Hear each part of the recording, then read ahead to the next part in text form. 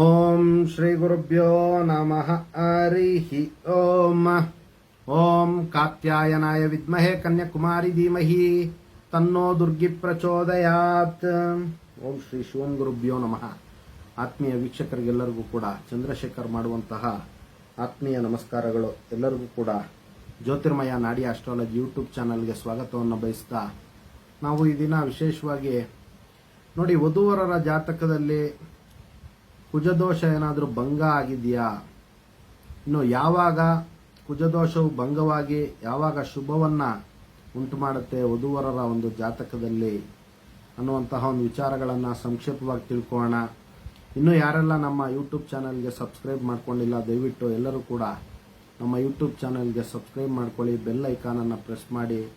ನಾವು ಅಪ್ಲೋಡ್ ಮಾಡುವಂತಹ ಒಳ್ಳೊಳ್ಳೆ ವಿಚಾರಗಳಿರ್ತಕ್ಕಂಥ ವಿಡಿಯೋಗಳು ನೋಟಿಫಿಕೇಶನ್ ಮುಖಾಂತರ ನಿಮಗೆ ಬಹಳ ಬೇಗ ಲಭ್ಯ ಆಗುತ್ತೆ. ಇನ್ನು ಫೇಸ್ಬುಕ್ ಪೇಜನ್ನು ಕೂಡ ಫಾಲೋ ಮಾಡಿ ಅಂತ ತಿಳಿಸ್ತಾ, ನೋಡಿ, ಹೆಣ್ಣಿನ ಮೂಲ ಜಾತಕದಲ್ಲಿ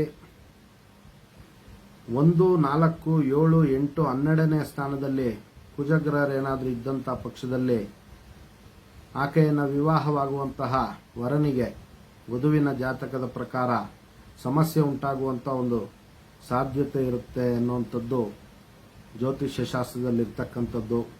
ಅದೇ ವಿಧವಾಗಿ ಗಂಡಿನ ಮೂಲ ಜಾತಕದಲ್ಲೂ ಕೂಡ 1, 4, 7, 8 ಮತ್ತು 12ನೇ ಸ್ಥಾನದಲ್ಲಿ ಕುಜಗ್ರಹರು ಇದ್ದಂಥ ಪಕ್ಷದಲ್ಲಿ ಆ ಒಂದು ಜಾತಕನನ್ನ ವಿವಾಹವಾಗುವಂತಹ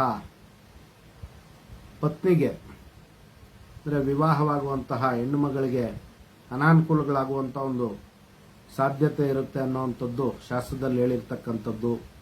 ಒಂದು ವೇಳೆ ನೋಡಿ, ಈ ಸ್ಥಾನಗಳಲ್ಲಿ ಕುಜಗ್ರಹರು ಇರದಿದ್ದರೂ ಕೂಡ ಪಾಪಗ್ರಹ ಅಥವಾ ದುಷ್ಟಗ್ರಹಗಳೊಂದಿಗೆ ಸಂಯೋಗ ಆಗಿದ್ದಂಥ ಪಕ್ಷದಲ್ಲಿ ಈ ಒಂದು ಸ್ಥಾನಗಳನ್ನು ಕುಜಗ್ರಹರು ನೋಡ್ತಾ ಇದ್ರೆ, ಅಂದರೆ ಗಂಡನ ಜಾತಕದಿಂದ ಹೆಂಡತಿಗೆ ಅಥವಾ ಹೆಂಡತಿಯ ಜಾತಕದಿಂದ ಗಂಡನಿಗೆ ಸಮಸ್ಯೆ ಉಂಟಾಗುವಂಥ ಒಂದು ಸಾಧ್ಯತೆ ಇರುತ್ತೆ.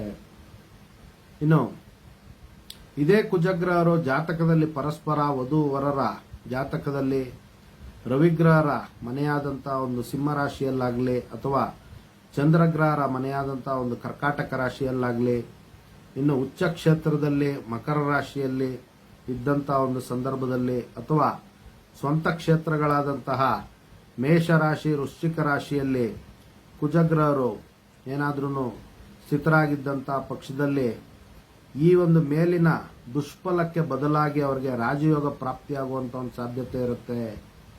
ನೋಡಿ, ಅಂತಹ ಒಂದು ವಧುವರರಿಗೆ ಮೈನಸ್ ಇಂಟು ಮೈನಸ್ ಪ್ಲಸ್ ಆಗುವಂತ ಒಂದು ಸಾಧ್ಯತೆ ಇರುತ್ತೆ.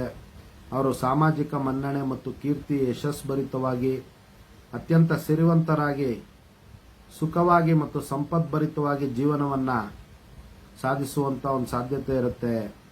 ನೋಡಿ, ದಂಪತಿಗಳ ಮೂಲ ಜಾತಕದಲ್ಲಿ 1, 4, 7, 8, 12ರಲ್ಲಿ ಕುಜಗ್ರಹರು ಇದ್ದು ಉಚ್ಚ ಕ್ಷೇತ್ರ ಮತ್ತು ಮಿತ್ರ ಕ್ಷೇತ್ರ ಮತ್ತು ಸ್ವಕ್ಷೇತ್ರಗಳಾಗಿದ್ದರೂ ಕೂಡ ಮತ್ತು ಚಂದ್ರ ಶುಕ್ರರಿಂದಲೂ ಕೂಡಿದ್ರೂ ಕೂಡ ಅಂತಹ ಒಂದು ದೋಷ ಅವರಿಗೆ ನಿವೃತ್ತಿ ಆಗುವಂತ ಒಂದು ಸಾಧ್ಯತೆ ಇರುತ್ತೆ. ಮೈನಸ್ ಇಂಟು ಮೈನಸ್ ಪ್ಲಸ್ ಆಗುವಂತ ಒಂದು ಸಾಧ್ಯತೆ ಇರುತ್ತೆ. ಅವರಿಗೆ ಆರೋಗ್ಯ, ಆಯುಷ್ಯ ಮತ್ತು ಅವರ ಒಂದು ಅಪೇಕ್ಷಿತ ಒಂದು ಸಂತಾನವನ್ನು ಪಡೆಯುವಂಥದ್ದು, ಜೀವನದಲ್ಲಿ ಅಭಿವೃದ್ಧಿ ಮತ್ತು ಸುಖವನ್ನ ಪಡೆಯುವಂತ ಒಂದು ಸಾಧ್ಯತೆ ಇರುತ್ತೆ. ಒಂದು ವೇಳೆ ಕುಜರಿಗೆ ಯಾವುದೇ ವಿಧವಾದಂತಹ ಒಂದು ಶುಭಗ್ರಹರ ದೃಷ್ಟಿ ಇಲ್ಲದಂತಹ ಪಕ್ಷದಲ್ಲಿ 1, 7 ಮತ್ತು 8, 12ನೇ ಸ್ಥಾನದಲ್ಲಿ ಇದ್ದಂತಹ ಪಕ್ಷದಲ್ಲಿ ಅಂತಹ ಒಂದು ಸಂದರ್ಭದಲ್ಲಿ ಕುಜಗ್ರಹರಿಗೆ ಸೂಕ್ತ ಶಾಂತಿಯನ್ನ ಆಚರಿಸಿ ತದನಂತರ ವಿವಾಹವಾಗಬೇಕಾಗುತ್ತೆ. ಇದು ಶಾಸ್ತ್ರದಲ್ಲಿ ಹೇಳಿರ್ತಕ್ಕಂಥದ್ದು. ಇದಿಷ್ಟು ಕೂಡ ವಧುವರರ ಒಂದು ವೀಕ್ಷಣೆ ಮಾಡುವಂತ ಒಂದು ಸಂದರ್ಭದಲ್ಲಿ ಹೆಣ್ಣು ಮಕ್ಕಳ ಒಂದು ಪೋಷಕರಾಗಿರ್ಬೋದು ಅಥವಾ ಗಂಡು ಮಕ್ಕಳ ಪೋಷಕರಾಗಿರ್ಬೋದು, ಇಬ್ಬರೂ ಕೂಡ ಈ ಒಂದು ವಿಚಾರವನ್ನ ಗಮನದಲ್ಲಿಟ್ಟುಕೊಂಡು ಆ ಒಂದು ಮಕ್ಕಳಿಗೆ ವಿವಾಹ ಮಾಡೋದ್ರಿಂದ ಅವರು ಅತ್ಯಂತ ಸುಖ ಮತ್ತು ಸುಭಿಕ್ಷವಾಗಿ ಸುಂದರವಾದಂತಹ ಒಂದು ಜೀವನವನ್ನ ಕಟ್ಕೊಳ್ಳಿಕ್ಕೆ ಅವ್ರಿಗೆ ಅನುಕೂಲ ಆಗುತ್ತೆ. ಎಲ್ಲರಿಗೂ ಕೂಡ ಜಗನ್ಮಾತೆಯ ಒಂದು ದಿವ್ಯ ಆಶೀರ್ವಾದ ಇರಲಿ ಅಂತ ಮತ್ತೊಮ್ಮೆ ನನ್ನ ಆರಾಧ್ಯ ದೇವತೆ ಲಲಿತಾಂಬಿಕೆ ಬಳಿ ಪ್ರಾರ್ಥನೆ ಸಲ್ಲಿಸುತ್ತಾ, ಸರ್ವೇ ಜನಃ ಸುಖಿನೋ ಭವಂತು, ಸಮಸ್ತ ಸನ್ಮಂಗಳಾನಿ ಭವಂತು, ಶುಭಮಸ್ತು.